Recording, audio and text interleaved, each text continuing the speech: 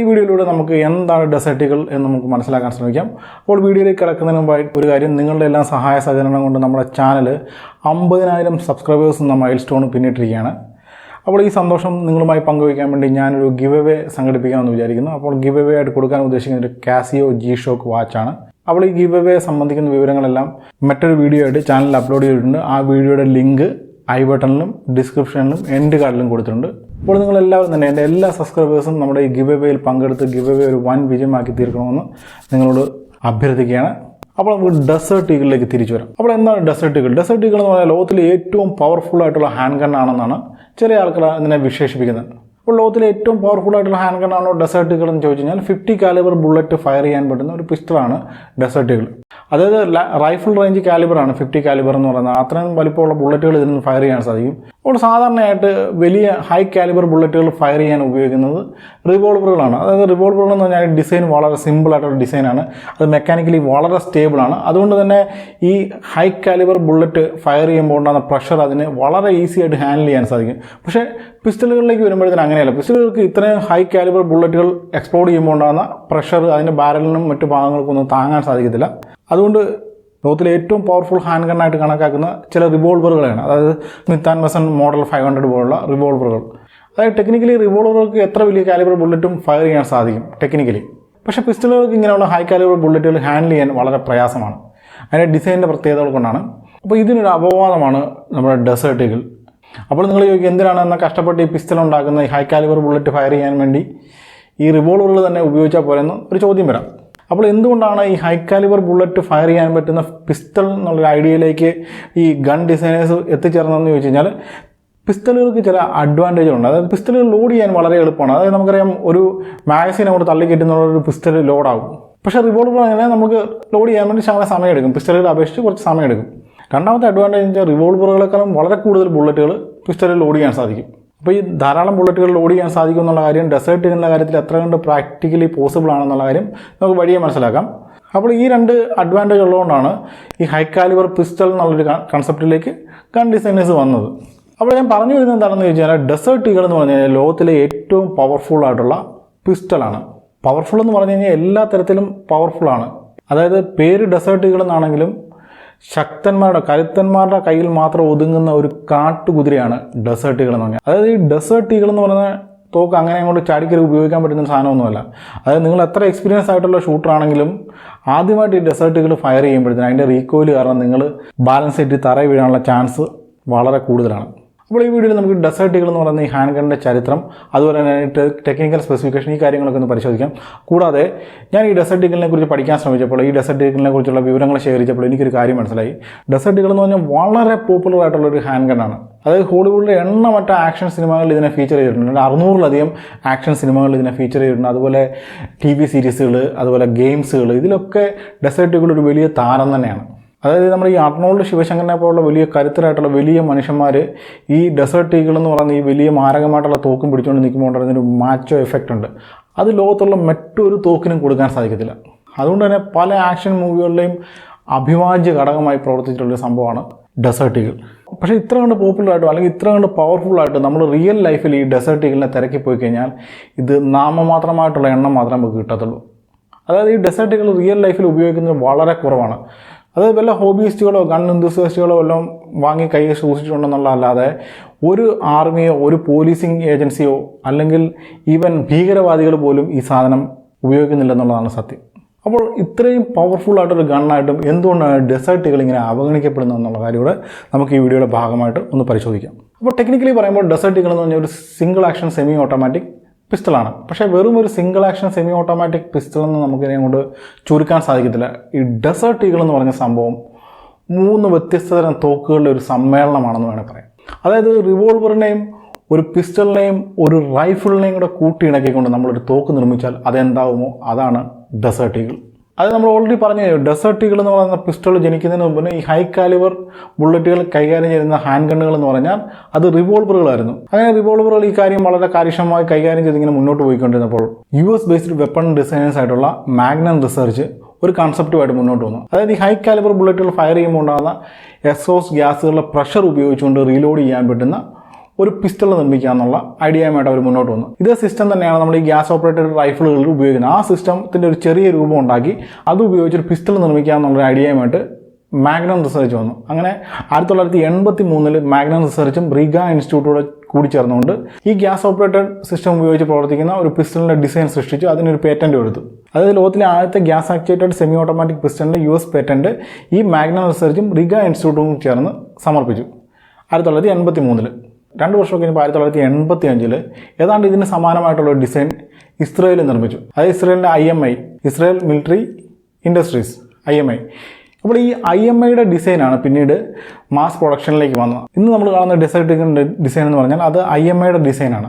ഇത് നിർമ്മിക്കുന്നത് IMIയും മാഗ്നം റിസർച്ചിലൂടെ കൂടി ചേർന്നുണ്ട്. US നിർമ്മിക്കുന്നത് മാഗ്നം റിസർച്ചും ബാക്കി IMI അങ്ങനെയൊക്കെ പറഞ്ഞുള്ള ഒരു കൊളാബറേഷനിലാണ് ഇത് സംഭവിച്ചു പോകുന്നത്. പക്ഷേ ആദ്യമായിട്ട് 1985 മാസ് പ്രൊഡക്ഷനിലേക്ക് വന്നത് IMIയുടെ ഡിസൈനായിരുന്നു. അപ്പോൾ എന്താണ് ഡെസേർട്ട് ഈഗിൾ എന്ന് ചോദിച്ചാൽ അതിൻ്റെ ഡെഫിനേഷൻ വൈസ് നോക്കിക്കഴിഞ്ഞാൽ ഒരു gas operated single action semi automatic പിസ്റ്റളാണ്. അപ്പോൾ നമുക്ക് ഈ ഡെഫിനേഷനെ ഒന്ന് എക്സ്പ്ലെയിൻ ചെയ്ത് നോക്കാം. അതായത് gas operated single action semi automatic pistol. അപ്പോൾ നമുക്ക് എല്ലാവർക്കും അറിയാവുന്ന കാര്യമാണ് ഈ സെമി ഓട്ടോമാറ്റിക് പിസ്റ്റൾ എന്ന് പറയുന്ന സംഭവം പ്രവർത്തിക്കുന്നത് റീകോയിൽ ഫോഴ്സിനെ അടിസ്ഥാനപ്പെടുത്തിയാണ്.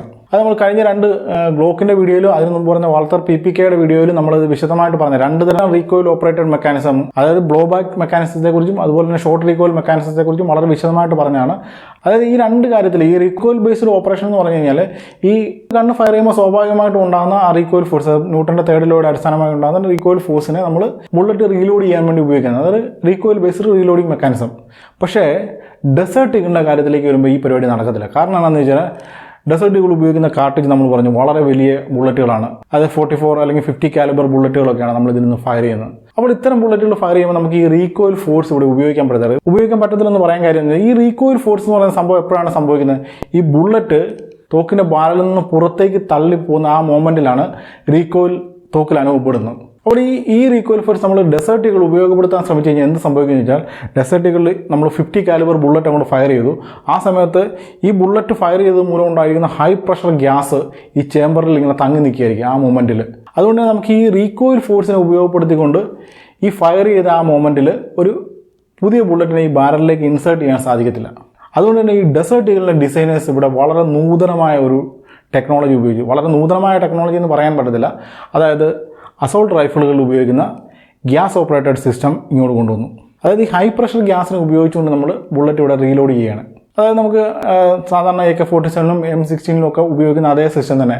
അതായത് ഈ ഹൈ പ്രഷർ ഗ്യാസ് ഉപയോഗിച്ചൊരു പിസ്റ്റൺ പ്രവർത്തിപ്പിച്ചിട്ടുണ്ട്. ഈ പിസ്റ്റൻ്റെ സഹായത്തോടുകൂടി ഈ ബോൾട്ട് കാരിയറിനെ പുറകിലേക്ക് തള്ളി നീക്കുകയും അതിൻ്റെ ഫലമായിട്ട് ഇങ്ങനെ ബോൾട്ട് കാരിയർ പുറകിലേക്ക് തള്ളി നീക്കപ്പെടുമ്പോഴത്തേക്കിന് നമ്മുടെ സ്പെൻഡ് ചെയ്യപ്പെട്ട കാർട്ടേജിൻ്റെ കേസ് പുറത്തേക്ക് ഇജക്റ്റ് ചെയ്യപ്പെടുകയും അങ്ങനെ പുറകോട്ട് നീങ്ങുന്ന ബോൾട്ട് പുറകിലുള്ള സ്പ്രിങ്ങിലെ ടെൻഷൻ മൂലം വീണ്ടും മുന്നോട്ട് വരികയും ആ വരുന്ന മൂവ്മെൻറ്റിൽ പുതിയ ബുള്ളറ്റിനെ അതിലേക്ക് ലോഡ് ചെയ്യുകയും ചെയ്യും. അതായത് സാധാരണ ചെറിയ പിസ്റ്റലിലൊക്കെ സ്ലൈഡ് തന്നെ ബോൾട്ടായിട്ടും ബോൾട്ട് കാരിയറായിട്ടും ഒക്കെ പ്രവർത്തിക്കുകയാണ്. പക്ഷേ ഡെസേർട്ട് ഈഗിളിൻ്റെ കാര്യത്തിൽ അങ്ങനെയല്ല. ഡെസേർട്ട് ഈഗിളിന് പ്രോപ്പറായിട്ടുള്ള ഒരു റൊട്ടേറ്റിംഗ് ബോൾട്ട് തന്നെ ഇതിനകത്തുണ്ട്. ബോൾട്ട് കാരിയർ സ്വാഭാവികമായിട്ട് സ്ലൈഡ് തന്നെയാണ്. പക്ഷേ ഒരു ബോൾട്ട് പ്രോപ്പറായിട്ടുള്ള ബോൾട്ട് ഇവിടെയുണ്ട്. ഈ ബോൾട്ടിൻ്റെ പ്രവർത്തനം മൂലമാണ് പുതിയ കാർട്ടേജ് ചേമ്പറിലേക്ക് ഇൻസേർട്ട് ചെയ്യപ്പെടുന്നത്. അപ്പോൾ ഈ റീലോഡിംഗ് സിസ്റ്റം എന്ന് പറഞ്ഞാൽ ഒരു റൈഫിളിൽ ഉപയോഗിക്കുന്ന അസോൾട്ട് റൈഫിളിൽ ഉപയോഗിക്കുന്ന അതേ റീലോഡിംഗ് സിസ്റ്റം തന്നെയാണ്.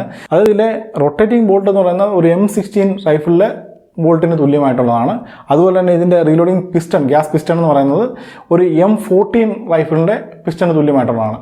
ഇതെല്ലാം കൂടെ കൂട്ടി യോജിപ്പിച്ച് കൊണ്ടുവന്നുകൊണ്ടാണ് ഞാൻ ആദ്യം പറഞ്ഞത് ഇതൊരു 3 തോക്കുകളുടെ സമ്മേളനമാണെന്ന് പറഞ്ഞത്. അതായത് റിവോൾവറുകളിൽ ഉപയോഗിക്കുന്ന ഹൈ കാലിബർ ബുള്ളറ്റുകൾ, റൈഫിളിൻ്റെ റീലോഡിംഗ് സിസ്റ്റം എല്ലാം കൂടെ ഒരു പിസ്റ്റണിലേക്ക് കൊണ്ടുവന്നിരിക്കുകയാണ്. അപ്പോൾ ഇങ്ങനെ ചെയ്തപ്പോൾ ഉണ്ടാകുന്ന ഒരു ഡ്രോബാക്ക് എന്ന് പറഞ്ഞു കഴിഞ്ഞാൽ ഡ്രോബാക്ക് എന്ന് നമുക്ക് പറയാൻ പറ്റത്തില്ല. അതായത് സാധാരണ പിസ്റ്റളിൽ നിന്ന് വിരുദ്ധമായിട്ട് നമ്മൾ റീലോഡിങ്ങിന് വേണ്ടി ഉപയോഗിച്ചത് റീകോയിൽ ഫോഴ്സ് അല്ല, എക്സോസ്റ്റ് ഗ്യാസ് ആണ്. പക്ഷേ റീകോയിൽ ഫോഴ്സിനെ ഹാൻഡിൽ ചെയ്യാൻ വേണ്ടി പ്രത്യേകിച്ചൊരു മെക്കാനിസം ഇവിടെ ഉപയോഗിച്ചിട്ടില്ല. അതുകൊണ്ട് തന്നെ ഈ ഡെസേർട്ട് ഈഗിളിലെ റീകോയിൽ എന്ന് പറഞ്ഞാൽ വളരെ ശക്തമായ റീകോയിലാണ്. അതുകൊണ്ടാണ് ഞാൻ ആദ്യം പറഞ്ഞത് പരിചയമില്ലാത്തവർ അല്ലെങ്കിൽ കൈക്ക് ബലമില്ലാത്തവർ ഇതെടുത്ത് വെടിവെച്ച് കഴിഞ്ഞാൽ നടുവും തല്ലി നിലത്ത് വീഴും.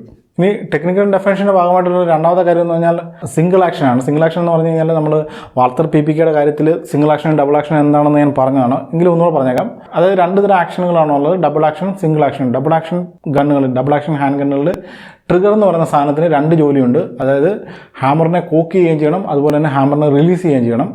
സിംഗിൾ ആക്ഷനിലാകുമ്പോഴത്തേന് ഒരു ജോലി മാത്രമേ ഉള്ളൂ. ഹാമർ കോക്ക് ചെയ്യേണ്ട ജോലി ട്രിഗറിനുള്ളതല്ല, ഹാമറിനെ റിലീസ് ചെയ്യുക മാത്രം ചെയ്താൽ മതി. അപ്പോൾ പൊതുവേ സിംഗിൾ ആക്ഷൻ ഗണ്ണുകളിൽ നമ്മൾ കൈകൊണ്ട് ഹാമർ കോക്ക് ചെയ്യുകയാണ് ചെയ്യാറുള്ളത്. പക്ഷേ ഇവിടെ അതിൻ്റെ ആവശ്യമില്ല. ഈ സ്ലൈഡ് പുറകോട്ട് പോകുന്ന മൂവ്മെൻറ്റിൽ തന്നെ ഹാമർ കോക്കാവും. അങ്ങനെ കോക്കായ ഹാമറിനെ റിലീസ് ചെയ്യുന്ന ജോലി മാത്രമേ ഇവിടെ ട്രിഗറിനുള്ളൂ. അതാണ് സിംഗിൾ ആക്ഷൻ. ഇനി ഫൈനലി ഇതൊരു സെമി ഓട്ടോമാറ്റിക് പിസ്റ്റളാണ്. സെമി ഓട്ടോമാറ്റിക് പിസ്റ്റൾ എന്ന് പറഞ്ഞാൽ വളരെ സിമ്പിളാണ്. കാർട്രിഡ്ജ് തനിയെ ചേമ്പറിലേക്ക് ലോഡാവും. ഫയർ ചെയ്യണമെങ്കിൽ നമ്മൾ ട്രിഗർ വലിക്കണം, അത്രയേ ഉള്ളൂ. അപ്പോൾ ഇതാണ് അതിൻ്റെ ഡെഫിനിഷൻ. അപ്പോൾ പറഞ്ഞു വരുമ്പോഴത്തേന് റൈഫിളിന് സമമായിട്ടുള്ള ഗ്യാസ് ഓപ്പറേറ്റഡ് സിസ്റ്റമുള്ള വളരെ പവർഫുൾ ആയിട്ടുള്ള ഒരു hand ഗണ്ണാണ് desert eagle.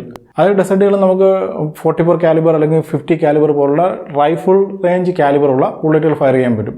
Rifle range കാലിബറുള്ള ബുള്ളറ്റുകൾ fire ചെയ്യാമെന്നാണ് ഞാൻ പറഞ്ഞത്. അപ്പോൾ അതിൻ്റെ അർത്ഥം എന്താണെന്ന് വെച്ചാൽ വളരെ സിമ്പിളാണ്. അതായത് തോക്കിൻ്റെ ബാരലിൻ്റെ ഡയമീറ്ററിനാണ് കാലിബർ എന്ന് വിളിക്കുന്നത്. അപ്പോൾ ഏകദേശം ഈ ബാരലിൻ്റെ ഡയമീറ്റർ തന്നെയായിരിക്കും ഈ ബുള്ളറ്റിൻ്റെയും ഡയമീറ്റർ.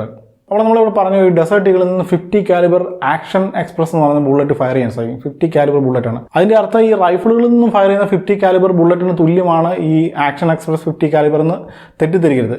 അതൊരു 50 കാലിബർ ബ്രൗണിംഗ് മെഷീൻ ഗണ്ണിൻ്റെ കാര്യം എടുക്കുക. അപ്പോൾ ബ്രൗണിംഗ് മെഷീൻ ഗണ്ണിൻ്റെ ബുള്ളറ്റിൻ്റെ ഡയമീറ്റർ ഈ ആക്ഷൻ എക്സ്പ്രസിൻ്റെ ഡയമീറ്ററിന് തുല്യമായിരിക്കും. അതായത് നമ്മൾ റൗണ്ടായിട്ട് അത് മുറിക്കുകയാണെങ്കിൽ ഈ റൗണ്ട് രണ്ടും ഒരുപോലെ ഇരിക്കും. പക്ഷേ ഈ കാർട്രിഡ്ജുകൾ തമ്മിലുള്ള നീളം വളരെ വ്യത്യാസമായിരിക്കും. ഈ ആക്ഷൻ എക്സ്പ്രസിൻ്റെ നീളം വളരെ കുറവായിരിക്കും. പക്ഷേ ഈ ബ്രൗണിംഗ് മെഷീൻ ഗണ്ണിൽ നിന്നൊക്കെ ഫയർ ചെയ്യുന്ന അല്ലെങ്കിൽ റൈഫിളിൽ നിന്നും ഫയർ ചെയ്യുന്ന 50 കാലിബർ ബുള്ളറ്റ് എന്ന് പറഞ്ഞു കഴിഞ്ഞാൽ അത് വളരെ നീളം കൂടിയ ബുള്ളറ്റ് ആയിരിക്കും. അതുകൊണ്ട് തന്നെ അതിൻ്റെ ഫയറിംഗ് റേഞ്ച് എന്ന് പറഞ്ഞാൽ വളരെ കൂടുതലായിരിക്കും. അപ്പോൾ അതാണ് വ്യത്യാസം. റൈഫിളുകൾക്ക് തുല്യമായിട്ടുള്ള ബുള്ളറ്റില്ല, റൈഫിളുകളുടെ ബുള്ളറ്റിൻ്റെ അതേ ഡയമീറ്ററുള്ള ബുള്ളറ്റുകളായിരിക്കും ഇന്ന് ഫയർ ചെയ്യുന്നത് മാത്രമേ ഉള്ളൂ. അപ്പോൾ അത് മനസ്സിലായെന്ന് വിശ്വസിക്കുന്നു. മനസ്സിലായില്ലെങ്കിൽ അത്ര കാര്യമായിട്ട് എടുക്കേണ്ട. വളരെ പവർഫുൾ ആയിട്ടുള്ള തോക്ക് തന്നെയാണ് ഡെസേർട്ട് ഈഗിൾ എന്ന് മനസ്സിലാക്കുക. അപ്പോൾ അങ്ങനെ പവർഫുൾ ആയതുകൊണ്ട് തന്നെ ഡെസേർട്ട് ഈഗിളിൻ്റെ ഭാരവും വളരെ കൂടുതലാണ്. അതായത് ഡെസേർട്ട് ഈഗിളിൻ്റെ ഭാരം എന്ന് പറഞ്ഞു കഴിഞ്ഞാൽ ഏതാണ്ട് ഇത് ബുള്ളറ്റ് ലോഡ് ചെയ്യാതെ തന്നെ ഇതിന് വേണ്ടി 2 കിലോളം തൂക്കം വരും. പിന്നെ എടുത്ത് പറയുന്ന കാര്യം അതിൻ്റെ സേഫ്റ്റി മെക്കാനിസമാണ്. അതായത് ഇത്രയും പവർഫുൾ ആയിട്ടുള്ള ബുള്ളറ്റുകൾ ഫയർ ചെയ്യാൻ പറ്റുന്ന തോക്കാണ്. അതുകൊണ്ട് തന്നെ സേഫ്റ്റി വളരെ ഇമ്പോർട്ടൻ്റ് ആണ്. അതിൻ്റെ ഫയറിംഗ് പിന്നിൻ്റെ മൗണ്ട് ചെയ്തിട്ടുള്ള ഒരു ചെറിയ റൊട്ടേറ്റിംഗ് ഡ്രമ്മാണ് അതിൻ്റെ പ്രധാന സേഫ്റ്റി മെക്കാനിസം.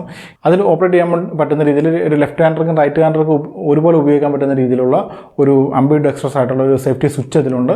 ഇതൊക്കെയാണ് അതിൻ്റെ സേഫ്റ്റി മെക്കാനിസം. അപ്പോൾ ഡെസേർട്ട് ഈഗിളിൽ നിന്നും പ്രധാനമായിട്ടും 3 തരം ബുള്ളറ്റുകൾ ഫയർ ചെയ്യാൻ സാധിക്കും. അതായത് 357 magnum, 44 magnum, 50 magnum action express. ഇത് 3 ഇതിൻ്റെ പ്രധാനപ്പെട്ട ബുള്ളറ്റ്. ഇത് കൂടാതെ 2-3 ബുള്ളറ്റ് വേറെയുണ്ട്.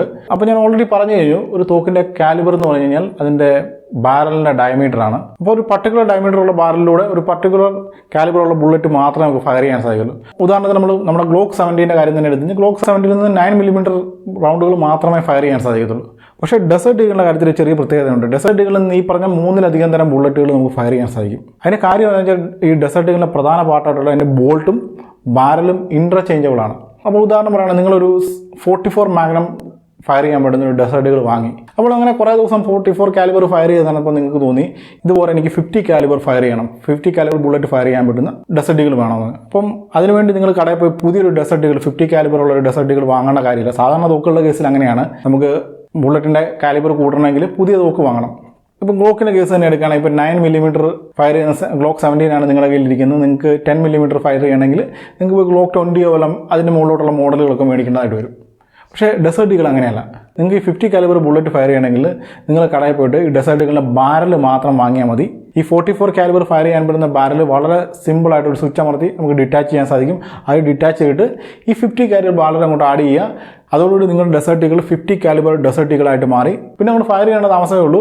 ഈ 44 കാലിബറിൻ്റെ മാഗസിൻ ഊരി മാറ്റുക, 50 കാലിബർ മാഗസിൻ ഇൻസേർട്ട് ചെയ്യുക, ഫയർ ചെയ്ത് തുടങ്ങുക. ഇത്രയും സിമ്പിളായിട്ട് നമുക്ക് ഡെസേർട്ട് ഈഗിൾ അപ്ഗ്രേഡ് ചെയ്യാൻ സാധിക്കും. അപ്പോൾ ഈ കാലിബർ ഇങ്ങനെ അപ്ഗ്രേഡ് ചെയ്യുന്നതുകൊണ്ട് വേറെ ചില പ്രശ്നങ്ങൾ ഉണ്ടാകുന്നുണ്ട്. അതായത് ഇതിൽ നിറയ്ക്കാൻ വരുന്ന ബുള്ളറ്റുകളുടെ എണ്ണം ഈ കാലിബറിനെ ഡിപ്പെൻഡ് ചെയ്താണ്ടിരിക്കുന്നത്. അതായത് ഇതിൽ ഏറ്റവും ചെറിയ ബുള്ളറ്റായിട്ട് 357 മാഗ്നം ബുള്ളറ്റുകളാണ് നിങ്ങൾ നിറയ്ക്കുന്നതെങ്കിൽ അത് 9 ബുള്ളറ്റുകൾ ലോഡ് ചെയ്യാൻ പറ്റും അതിൻ്റെ ഒരു മാഗസിനിൽ.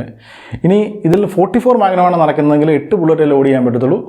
അതിലും വലിയ ബുള്ളറ്റായിട്ട് action express 50 calibre action express load ചെയ്യുകയാണെങ്കിൽ 7 ബുള്ളറ്റുകൾ മാത്രമേ ലോഡ് ചെയ്യാൻ സാധിക്കുള്ളൂ ഒരേ സമയത്ത്. അപ്പോൾ നമ്മൾ ആദ്യം പറഞ്ഞു 1983 കഴിഞ്ഞപ്പോഴാണ് ഇതിൻ്റെ നിർമ്മാണമൊക്കെ ആരംഭിച്ചു തുടങ്ങിയത്. അപ്പോൾ ആദ്യമായിട്ട് നിർമ്മിച്ച മോഡൽ അറിയപ്പെടുന്ന ഡെസേർട്ട് ഈഗിൾ മാക് 1 എന്നാണ്. അത് ഇത് നിർമ്മിക്കാൻ പ്രധാനമായിട്ട് ഉപയോഗിച്ചത് സ്റ്റെയിൻലെസ് സ്റ്റീൽ അല്ലെങ്കിൽ അലൂമിനിയം അലോയ് ഇങ്ങനെ 3 തരത്തിലുള്ള മെറ്റീരിയൽ ഉപയോഗിച്ചാണ് ഈ മാക് 1 ഡെസേർട്ട് ഈഗിൾ നിർമ്മിച്ചത്. ഇപ്പോൾ ഈ മാക് 1 ഡെസേർട്ട് ഈഗിൾ പ്രൊഡക്ഷനിലില്ല. പിന്നെ വന്ന അടുത്ത മോഡലെന്ന് പറഞ്ഞാൽ മാക് 7 ആണ്. ഈ മാക് 1-നും മാക് 7-നും ഇടയ്ക്ക് വേറെ മോഡലുകളൊന്നുമില്ല. ഈ മാക് 7-ലാണ് ആദ്യമായിട്ട് ഈ 50 കാലിബർ ആക്ഷൻ എക്സ്പ്രസ് എന്ന് പറയുന്ന ബുള്ളറ്റുകൾ ഉപയോഗിച്ചത്. പിന്നെ അത് മാക് 7 കഴിഞ്ഞ് പിന്നെ വന്ന മാക് 19 ആണ്. ഈ മാക് 7-നും മാക് 19-നും ഇടയ്ക്ക് വേറെ മോഡലുകളൊന്നും അവൈലബിൾ അല്ല. ഇതിന് ഇടയ്ക്കുള്ള മോഡലുകൾ എവിടെയാണെന്നുള്ളത് ഇസ്രായേലിന് മാത്രം അറിയാവുന്ന ഒരു രഹസ്യമാണ്. അപ്പോൾ നമ്മൾ കാണുന്ന ഈ പോപ്പുലർ ആയിട്ടുള്ള ഡെസേർട്ട് ഈഗിൾ എന്ന് പറഞ്ഞാൽ അത് മാക് 19 ആണ്. മാക് 19 എടുത്ത് പറയത്തക്ക 2-3 പ്രത്യേകത ഉണ്ട്. അതായത് മാക് 19 വളരെ അട്രാക്റ്റീവ് ആയിട്ടുള്ള ഫിനിഷുകളിൽ അവൈലബിൾ ആണ്. അതായത് ടൈറ്റാനിയം ഗോൾഡ്, പോളിഷ്ഡ് ക്രോം, പിന്നെ ഗോൾഡ് വിത്ത് ടൈഗർ സ്ട്രൈപ്പ്, അങ്ങനെയൊക്കെ പറഞ്ഞുള്ള വളരെ ഗ്ലിറ്ററി ആയിട്ടുള്ള ഫിനിഷുകളിൽ ഈ മാക് 19 അവൈലബിൾ ആണ്. അതുപോലെ തന്നെ ഈ മാക് 19 ഈ റീകോയിൽ കുറയ്ക്കാൻ വേണ്ടി ഒരു മസിൽ ബ്രേക്ക് ആഡ് ചെയ്തിട്ടുണ്ട്. ഈ മസിൽ ബ്രേക്ക് എല്ലാ ബാരലുകളിലും കിട്ടത്തില്ല. ഈ 44 മാഗ്നത്തിലും 50 മാഗ്നത്തിലുമാണ് ഈ മസിൽ ബ്രേക്ക് ആഡ് ചെയ്തിട്ടുള്ളത്. അതായത് ഇതിൻ്റെ കമ്പാരിറ്റീവ്ലി ചെറിയ ബുള്ളറ്റ് ആയിട്ടുള്ള 357 മാഗ്നം ഫയർ ചെയ്യാൻ പറ്റുന്ന ബാരലിൽ ഈ മസിൽ ബ്രേക്ക് ഇല്ല. അതുപോലെ തന്നെ ഈ ബാരലുകളുടെ എക്സ്റ്റേണൽ ഡിസൈനിലും ഫ്ലൂട്ടിങ്ങിൻ്റെ കാര്യത്തിലൊക്കെ ചില വ്യത്യാസങ്ങളൊക്കെ ഉണ്ട്. അപ്പോൾ അതാണ് ഈ മാക് 19 എന്ന് പറയുന്ന വെർഷൻ. അതായത് നമ്മൾ ഈ ഡെസേർട്ട് ഈഗിൾ എന്ന് പറഞ്ഞ് സിനിമയിലും മറ്റും കാണുന്ന വെർഷൻ. അപ്പോൾ ഈ മാക് 19 നിന്ന് ഏതാണ്ട് 4 തരം ബുള്ളറ്റുകളാണ് ഫയർ ചെയ്യാൻ പറ്റുന്നത്. അതായത് മാക് 19 നിന്നും 357 മാഗ്നം, 44 മാഗ്നം, ഈ 50 കാലിബർ ആക്ഷൻ എക്സ്പ്രസ്, ഇത് കൂടാതെ 429D എന്ന് പറഞ്ഞൊരു കാർട്രിഡ്ജും കൂടി ഇതിൽ നിന്ന് ഫയർ ചെയ്യാൻ സാധിക്കും. അങ്ങനെ 4 തരം കാർട്രിഡ്ജുകൾ ഇതിൽ നിന്ന് ഫയർ ചെയ്യാൻ സാധിക്കും. അപ്പോൾ നമുക്ക് എല്ലാവർക്കും അറിയാവുന്ന കാര്യമാണ്, നമുക്ക് ഈ തോക്കുകൾ ഇഷ്ടപ്പെടുന്ന എല്ലാവർക്കും സുപരിചിതമായിട്ടുള്ള ഒരു സംഭവമാണ് ഡെസേർട്ട് ഈഗിൾ എന്ന് പറയുന്നത്. അതായത് നമ്മൾ 600-ലധികം ഹോളിവുഡ് മൂവികളിൽ ഫീച്ചർ ചെയ്തിട്ടുണ്ട് ഇതിനെ. അതുപോലെ തന്നെ ധാരാളം ഗെയിംസുകൾ, ആക്ഷൻ സീരീസ്, ഇങ്ങനെ പല കാര്യങ്ങളിൽ ഈ ഡെസേർട്ട് ഈഗിൾ ഫീച്ചർ ചെയ്തിട്ടുണ്ട്. പക്ഷേ ഈ ഡെസേർട്ട് ഈഗിൾ എന്ന് പറയുന്നത് ഇത്രയും പവർഫുൾ ആയിട്ടുള്ള ഈ ഹാൻഡ് ഗണ്ണിനെ ഒരു രാജ്യവും അവരുടെ പോലീസ് സേനയ്ക്ക് വേണ്ടിയോ അല്ലെങ്കിൽ മിലിറ്ററിക്ക് വേണ്ടിയോ പർച്ചേസ് ചെയ്തിട്ടില്ലെന്നാണ് സത്യം. അപ്പോൾ ലോകത്താകെ ഡെസേർട്ട് ഈഗിൾ എന്ന് പറയുന്ന ഹാൻഡ് ഗൺ പർച്ചേസ് ചെയ്തിട്ടുള്ള ഒരേ ഒരു മിലിറ്ററി ഉള്ളത് അത് പോളണ്ടിൻ്റെ മിലിറ്ററിയാണ്. അപ്പോൾ ഈ പോളണ്ട് ഈ തോക്ക് പർച്ചേസ് ചെയ്തത് അവർ സൈന്യത്തിൽ ഉപയോഗിക്കാൻ വേണ്ടിയൊന്നുമല്ല.